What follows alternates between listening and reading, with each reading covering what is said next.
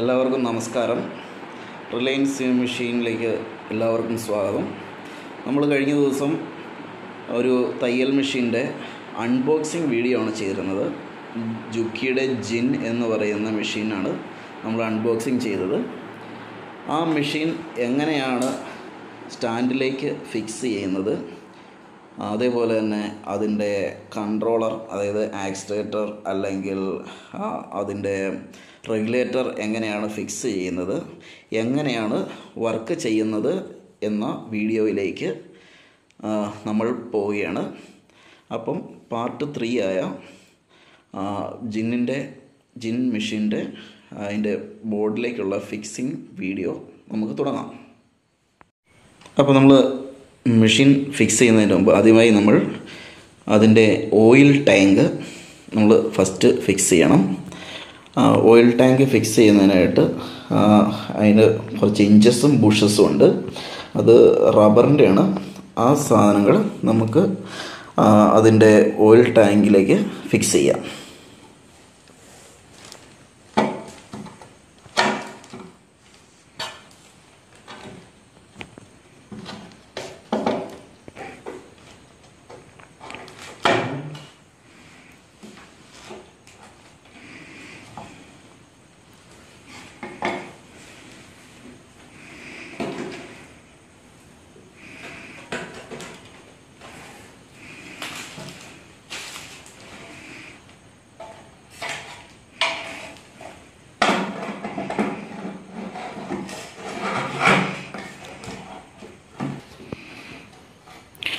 ഇപ്പോൾ നമ്മളതിൻ്റെ ടാങ്ക് അതിൻ്റെ മെഷീൻ്റെ ബോർഡിൽ ഫിക്സ് ചെയ്തിരിക്കുകയാണ്.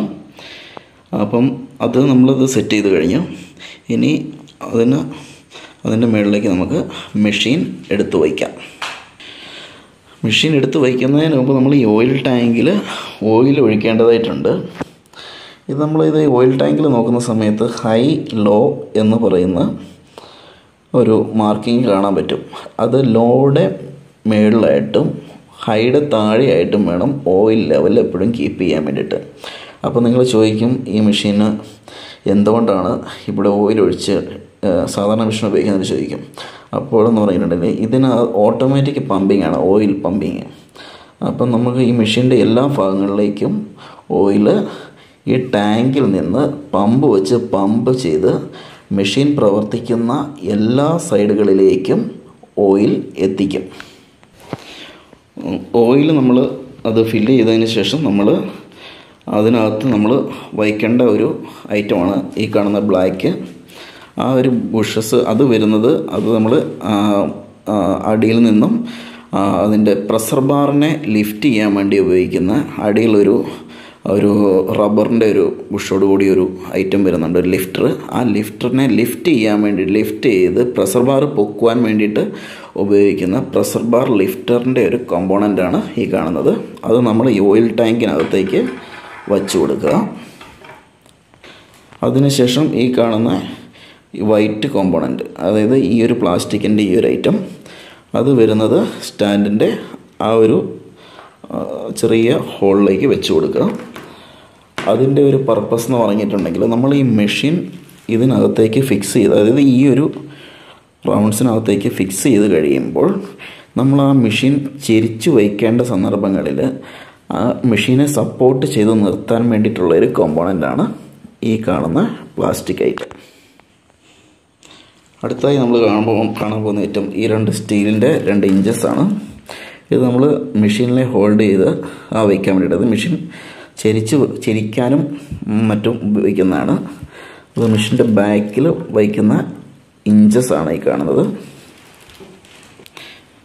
ഇത്രയും ഫിക്സ് ചെയ്തതിന് ശേഷം നമ്മൾ ആ മെഷീൻ എടുത്ത് ഇതിലേക്ക് വയ്ക്കാൻ പോവുകയാണ്.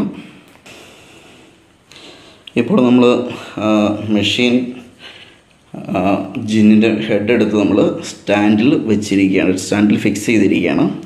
ഇപ്പോൾ ഇത് ഇത്രയും ഫിക്സ് ചെയ്ത് കഴിഞ്ഞാൽ നമ്മളതിൻ്റെ കംപ്ലീഷൻ ആയിട്ടില്ല. ഇനി നമ്മളിതിൽ ഫിക്സ് ചെയ്യാനുണ്ട്. ഇതിൽ ത്രെഡ് സ്റ്റാൻഡ് വെക്കണം. ത്രെഡ് സ്റ്റാൻഡിനുള്ള ഹോളാണ് ഈ കാണുന്നത്. അതേപോലെ തന്നെ ഈ ഓയിൽ ടാങ്കിൻ്റെ അടിയിലായിട്ട് അതിൻ്റെ ലിഫ്റ്റർ സെറ്റ് ചെയ്യാനുള്ള ഒരു ഹോൾഡറുണ്ട്. ഇതിൽ നമ്മൾ അതിൻ്റെ പ്രഷർ ബാർ ലിഫ്റ്റ് ചെയ്യുന്നതിൻ്റെ ആ ലിഫ്റ്റർ ഇതിൽ നമ്മൾ സെറ്റ് ചെയ്യണം. ഇതാണ് ലിഫ്റ്റർ സെറ്റ് ചെയ്തതിനുള്ള ശേഷമുള്ള ലിഫ്റ്റർ സെറ്റ് ചെയ്തുകൊണ്ടിരിക്കുകയാണ്. ഈ പ്രഷർ ബാർ ലിഫ്റ്റർ സെറ്റ് ചെയ്ത് കഴിയുമ്പോൾ അത് എങ്ങനെയാണ് വർക്ക് ചെയ്യുന്നതെന്നുള്ളത് കാണിച്ചു തരാം. പ്രഷർ ബാർ ജസ്റ്റ് ഒന്ന് പ്രസ് ചെയ്യുക.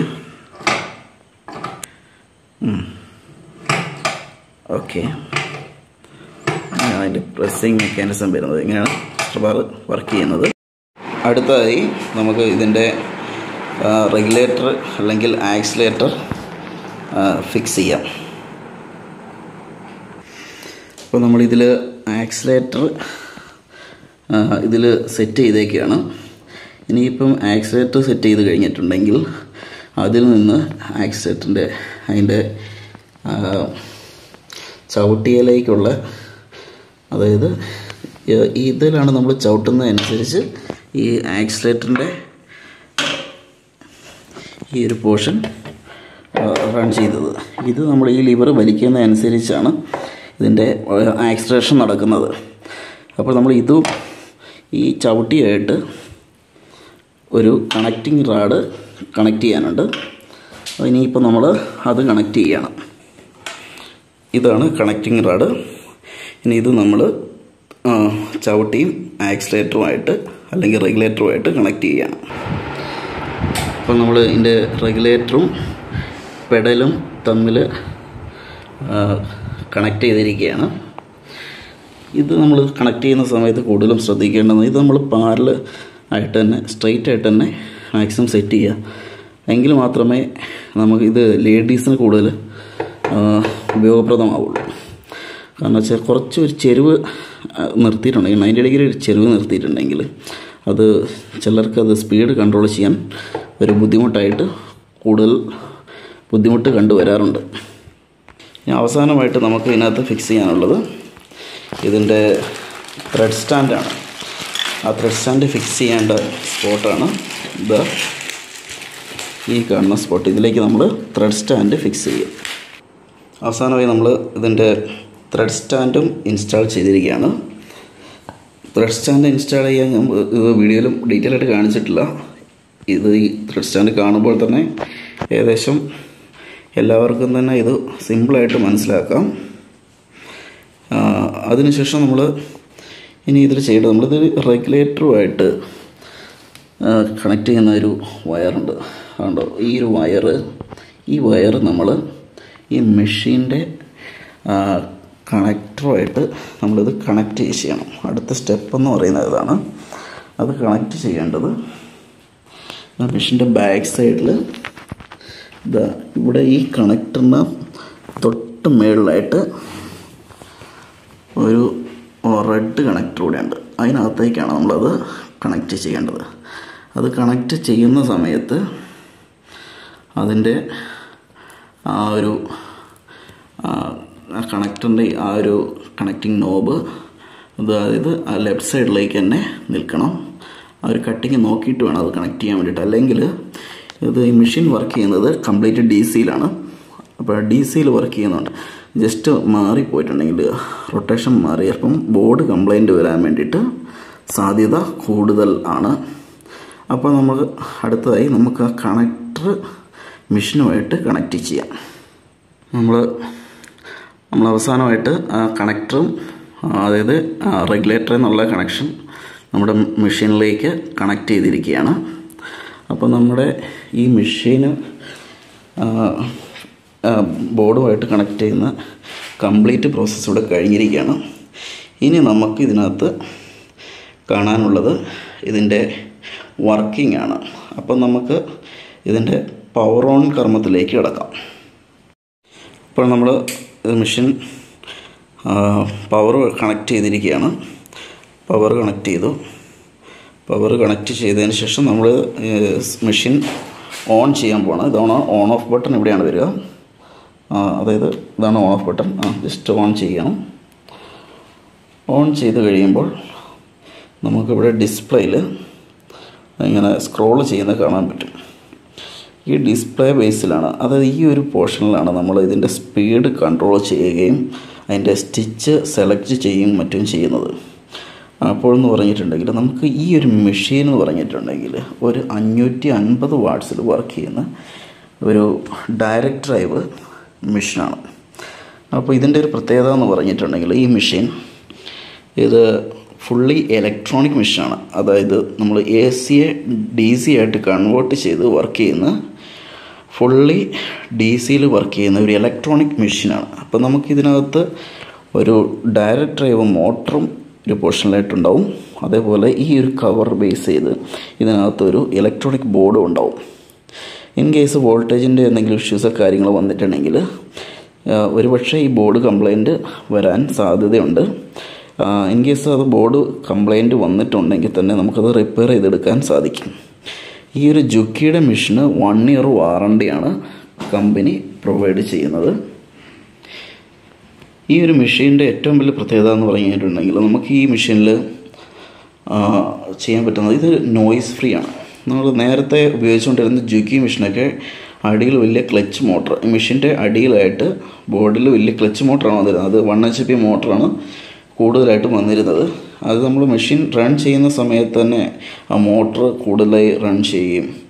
അത് നമ്മൾ ഉപയോഗിക്കാത്ത സമയത്ത് കൂടി ആ മോട്ടർ റൺ ചെയ്യും. പക്ഷേ ഈ ഒരു മെഷീനിൽ നമ്മളിത് ഉപയോഗിക്കുന്ന സമയത്ത് മാത്രമേ മോട്ടർ ആക്റ്റീവായി റൺ ചെയ്യുള്ളൂ. ഇതിനെന്ന് പറഞ്ഞിട്ട് നമുക്കൊരു ഇൻവേർട്ടറൊക്കെ വീട്ടിൽ യൂസ് ചെയ്യുന്ന ആളാണെങ്കിൽ ഏകദേശം ഒരു 1500 വാട്ട്സിൻ്റെ ഇൻവേർട്ടർ യൂസ് ചെയ്യുന്ന 150 AH വെച്ച് യൂസ് ചെയ്യുന്ന ഒരു വീട്ടിൽ നമുക്കൊരു 8 മണിക്കൂർ വരെ നമുക്ക് ഈ ഒരു മെഷീൻ കംപ്ലീറ്റ് ആയിട്ട് റൺ ചെയ്യുവാൻ സാധിക്കും. ഇനി നമുക്ക് ഇതിൻ്റെ ഡിജിറ്റൽ ഡിസ്പ്ലേയിലേക്ക് വരാം. കൂടുതൽ മനോഹരമായ ഒരു ഡിജിറ്റൽ ഡിസ്പ്ലേ ആണ് ഈ മെഷീന് കമ്പനി നൽകിയിരിക്കുന്നത്. ഈ പ്ലസ് മൈനസ് ബട്ടൺ ഉദ്ദേശിക്കുന്നത് ഇത് നമ്മൾ സ്പീഡ് കൺട്രോൾ ചെയ്യാൻ വേണ്ടിയിട്ടാണ്. അപ്പോൾ നമ്മളൊരു 200 റേഞ്ചിൽ സെലക്ട് ചെയ്തിട്ടുണ്ടെങ്കിൽ ഈ മെഷീൻ്റെ സ്പീഡ് അതായത് നമ്മൾ ഈ ആക്സിലേറ്റർ ചെയ്യുന്നതനുസരിച്ച് നമ്മൾ എത്ര ചവിട്ടിയെന്ന് പറഞ്ഞാലും ഈ ഒരു സ്പീഡിൽ മാത്രമേ മെഷീൻ റൺ ചെയ്യുള്ളൂ. നമ്മൾ ഈ മെഷീൻ ഒരു 4000ലേക്ക് സെലക്ട് ചെയ്തതിന് ശേഷം നമ്മളിത് ആക്സിലേറ്റർ കൊടുത്താൽ ഹൈ സ്പീഡിൽ മെഷീൻ റൺ ചെയ്യുന്നതായിരിക്കും. ഇപ്പോൾ നിങ്ങൾ ശ്രദ്ധിച്ചിട്ടുണ്ടാവും ഇതിൻ്റെ നീഡിൽ പൊസിഷൻ ഇത് താന്നാണ് കിടക്കുന്നത്. അപ്പോൾ ഈ നീഡിൽ പൊസിഷൻ ചേഞ്ച് ചെയ്യാൻ വേണ്ടിയിട്ടാണ് നമുക്ക് ഇതിനകത്ത് P എന്ന് പറയുന്ന ഒരു ഓപ്ഷൻ തന്നിരിക്കുന്നത്. ഈ Pയുടെ ഇവിടെ തൊട്ട് മുകളിലായിട്ടൊരു ഗ്രീൻ ലൈറ്റ് നമുക്ക് കാണാൻ വേണ്ടി സാധിക്കും. ഈ ലൈറ്റ് ഉദ്ദേശിക്കുന്നതെന്ന് പറഞ്ഞിട്ടുണ്ടെങ്കിൽ അതായത് അതിനോട് ചേർന്ന് തന്നെ ഒരു നീഡിലിൻ്റെ ഒരു മാർക്കും കൂടെ അവിടെ കൊടുത്തിട്ടുണ്ട്. അപ്പം അത് ഇപ്പം ഉള്ളത് നമുക്ക് നീഡിൽ പൊസിഷൻ താഴെയായിട്ടാണ്. ഇനി അത് മുകളിലേക്ക് വയ്ക്കണമെങ്കിൽ ജസ്റ്റ് ഈ P ബട്ടൺ 2 പ്രാവശ്യം പ്രസ് ചെയ്ത് കഴിഞ്ഞാൽ അത് മുകളിലേക്ക് നിൽക്കും. ഇനി നമ്മൾ ജസ്റ്റ് ഒന്ന് ആക്സിലറേറ്റർ കൊടുത്ത് വിട്ട് കഴിഞ്ഞിട്ടുണ്ടെങ്കിൽ നീഡിൽ പൊസിഷൻ അതിൻ്റെ മുകളിലായിട്ട് നിൽക്കും.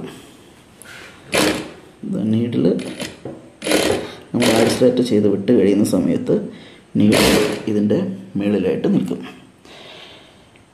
നമ്മൾ ആ P എന്ന് പറയുന്ന ബട്ടൺസിൻ്റെ തൊട്ട് റൈറ്റ് സൈഡിലായിട്ട് ഒരു എൻ്റർ ബട്ടൺ വരുന്നുണ്ട്. സെലക്ട് ബട്ടണാണ്. നോർമലായിട്ട് നമുക്കത് അതിൻ്റെ ലൈറ്റിൻ്റെ സ്വിച്ചായിട്ട് നമുക്കത് ഉപയോഗിക്കാൻ പറ്റും. ജസ്റ്റ് ഓൺ ഓഫ് ബട്ടൺ ആയിട്ട് ഉപയോഗിക്കാം. പിന്നെ എന്ന് പറഞ്ഞാൽ റീസെറ്റ് ബട്ടണായിട്ടൊക്കെ ഉപയോഗിക്കുന്ന ആ ഒരു ബട്ടൺ അതാണ്. പിന്നെ എന്ന് പറഞ്ഞിട്ടുണ്ടെങ്കിൽ നമുക്ക് ഈ ഒരു മെഷീന് നമുക്കിതിൻ്റെ അതിൻ്റെ നീഡിൽ പൊസിഷൻ ഭാഗത്തായിട്ട് അതിൻ്റെ ലൈറ്റും കാര്യങ്ങളും ഉണ്ട്. അതിൻ്റെ ലൈറ്റ് കൺട്രോൾ സ്വിച്ച് ഇവിടെയുണ്ട്. അതേപോലെ തന്നെ അതിൻ്റെ സൈഡിലായിട്ട് 1 സ്റ്റെപ്പ് ത്രെഡിങ് സ്റ്റിച്ച് ഉണ്ട്. അതായത് നമുക്ക് ഇൻ കേസ് ഒരു 2-3 സ്റ്റിച്ചസൊക്കെ വേണമെന്നുണ്ടെങ്കിൽ നമുക്കിതിൽ ചെയ്യാൻ പറ്റും.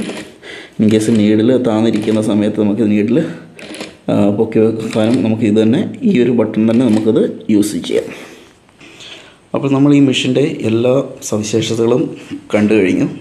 ഇത് നമുക്ക് നല്ല യൂസർ ഫ്രണ്ട്ലി ആയിട്ടുള്ളൊരു മെഷീനാണ്. പിന്നെ എന്ന് പറഞ്ഞാൽ നോയ്സ് റിഡക്ഷൻ ഉണ്ട്. എന്ന് വെച്ചാൽ നമുക്ക് വൈബ്രേഷനോ കാര്യങ്ങളോ ഒന്നുമില്ല. നല്ല ഹെഡ് വെയ്റ്റും കാര്യങ്ങളും ഒക്കെ ഉള്ളതാണ്. ഷാഫ്റ്റൊക്കെ നല്ല ഹൈ ക്വാളിറ്റി ഷാഫ്റ്റാണ് ഈ മെഷീൻ യൂസ് ചെയ്തിരിക്കുന്നത്. നല്ല ഒരു മെഷീനാണ്. പിന്നെ ഈ കാണുന്ന നോബ് എല്ലാവർക്കും ഒരുപക്ഷെ അറിയാം, അത് ത്രെഡിൻ്റെ ലെങ്ത് കൂട്ടാൻ വേണ്ടിയിട്ടുള്ളതാണ്. ത്രെഡിൻ്റെ അകലം കൂട്ടുവാനും കുറയ്ക്കുവാനും ഒക്കെ വേണ്ടിയിട്ടുള്ളതാണ്. ഏകദേശം ഒരു 5 വരെ നമുക്ക് അതിനകത്ത് ലെങ്ത് കൂട്ടാൻ പറ്റും. പിന്നെ അതിന് താഴെ കാണുന്ന ലിവർ, ഇത് അതിന് റിവേഴ്സിന് വേണ്ടിയിട്ട് ഉപയോഗിക്കുന്ന ലിവറാണ്. അത് റിവേഴ്സ് ഫങ്ഷൻ പോലെ തന്നെ അത് നമ്മൾ നോർമലായിട്ട് അത് കെട്ടിടാൻ വേണ്ടിയിട്ടും നമ്മൾ അത് തന്നെ യൂസ് ചെയ്യുന്നു. പിന്നെ ഇതിൻ്റെ മുകളിൽ കാണുന്നത് ഇത് നമുക്ക് ബോബിൻ ബൈൻഡ് ചെയ്യാൻ വേണ്ടിയിട്ടുള്ളതാണ്. ഇത് നമ്മൾ ജസ്റ്റ് ബോബിൻ വെച്ചതിന് ശേഷം ഇത് പ്രസ് ചെയ്ത് നമ്മൾ ആക്സിലേറ്റർ ചവിട്ടി കഴിഞ്ഞിട്ടുണ്ടെങ്കിൽ ജസ്റ്റ് ബോബിൻ വെച്ച് കൊടുത്തു കഴിഞ്ഞാൽ അത് ബോബിൻ ഇവിടെ റോൾ ചെയ്ത് വരും. അതേപോലെ തന്നെ നമുക്കതിൻ്റെ തൊട്ട് സൈഡിലായിട്ട് ഇവിടെ നമുക്കൊരു ബ്ലേഡ് കൊടുത്തിട്ടുണ്ട്. അത് ത്രെഡ് കട്ട് ചെയ്യാൻ വേണ്ടിയിട്ടാണ്. അതേപോലെ ഈ ഒരു ഭാഗം കാണുന്നത്, ഈ ഒരു ഗ്ലാസിൻ്റെ ഒരു ചെറിയ പോർഷൻ കാണുന്നത്, ഇത് ഓയിൽ പമ്പ് ചെയ്യുന്നത്, നമുക്ക് ഓയിൽ ഒഴിച്ച് കഴിയുമ്പോൾ ഓയിൽ പമ്പ് ചെയ്യുന്നത് കാണാൻ വേണ്ടിയിട്ടാണ്. നമ്മൾ ഇൻ കേസ് ഇതിനകത്ത് ഓയിൽ പമ്പ് ചെയ്യുന്നില്ല എങ്കിൽ നമ്മളത് പമ്പ് ക്ലീൻ ചെയ്ത് കൊടുക്കേണ്ടതായിട്ടുണ്ട്. പിന്നെ എന്ന് പറയുന്നത്, ഇത് നമുക്ക് ഈ ഒരു ടെൻഷൻ സെറ്റ് കാര്യങ്ങൾ ഇവിടെ കൊടുത്തിരിക്കുന്നത്, നമ്മൾ ഇതിൽ നിന്ന് ത്രെഡ് ഇട്ടതിന് ശേഷം ഈ ത്രെഡിൽ നിന്ന് ഈ ടെൻഷനകത്തൂടെ വേണം നമുക്ക് ഈ ബോബിനിലേക്ക് ചുറ്റി നൂല് കൊടുക്കണം. അതിന് വേണ്ടിയിട്ട് കൊടുത്തിരിക്കുന്ന ഭാഗമാണ്. പിന്നെ നമുക്ക് ഈ ത്രെഡ് ലിവർ തന്നിട്ടുണ്ട്. ഇതിൽ രണ്ടിലും നമുക്ക് നൂലിടാം. ഈ നൂലിട്ട് ഈ ചെറിയ നോബിനകത്തൂടെ വേണം നമ്മൾ നൂല് പുറത്തേക്ക് വലിച്ച് അവിടെ നിന്നും നേരെ മെഷീനിലേക്ക് വന്ന് അവിടുന്ന് ഈ ഒരു ഇതിലേ വന്ന് അതായത് ഇവിടെ ടെൻഷനകത്തൂടെ കയറി അതിൻ്റെ ടെൻഷൻ്റെ ഒരു കമ്പിയുണ്ട്, ഈ കമ്പിയുടെ അകത്തൂടെ വന്ന് ഈ ഒരു പോർഷനിലൂടെ വന്ന് ഇതിനകത്തൂടെ ഒരു ടേക്കപ്പ് ലിവറുണ്ട്. ആ ലിവറിനകത്തൂടെ നേരെ വന്ന് നീഡിലേക്ക് നമ്മൾ ത്രെഡ് കണക്റ്റ് ചെയ്യണം. എന്നിട്ട് വേണം നമുക്കിതിൽ ഈ മെഷീനിൽ തയ്ക്കുവാൻ വേണ്ടിയിട്ട്. ഈ മെഷീൻ്റെ മറ്റൊരു പ്രത്യേകത എന്ന് പറഞ്ഞാൽ ഇതിൽ നമുക്ക് മറ്റ് കംപ്ലയിൻസോ കാര്യങ്ങളോ ഒന്നും ഉണ്ടാവില്ല. ടൈമിംഗ് ഇഷ്യൂ, അതേപോലെ തന്നെ ഈ ചെറിയ മെഷീനുകൾ വരുന്ന, അതായത് നമ്മൾ ഈ നോർമലായിട്ടുള്ള ഒരു അംബ്രല്ല മെഷീനൊക്കെ എടുത്തിട്ടുണ്ടെങ്കിൽ വരുന്ന ചെറിയ കംപ്ലയിൻറ്റോ കാര്യങ്ങളോ ഒന്നും ഇതിനകത്ത് വരത്തില്ല. അതൊക്കെ എൻ്റെ ഒരു പ്രത്യേകതയാണ്. പിന്നെ എന്ന് പറഞ്ഞാൽ ഇതിൻ്റെ പാർട്സ്, സ്പെയർ കാര്യങ്ങളെല്ലാം നല്ല ഹൈ ക്വാളിറ്റി സാധനമാണ്. അപ്പോൾ നമ്മൾ ഈ ഒരു വീഡിയോ എല്ലാവർക്കും ഇഷ്ടമായി എന്ന് വിചാരിക്കുന്നു. അപ്പോൾ നമുക്ക് വീണ്ടും അടുത്ത വീഡിയോയിൽ കാണാം.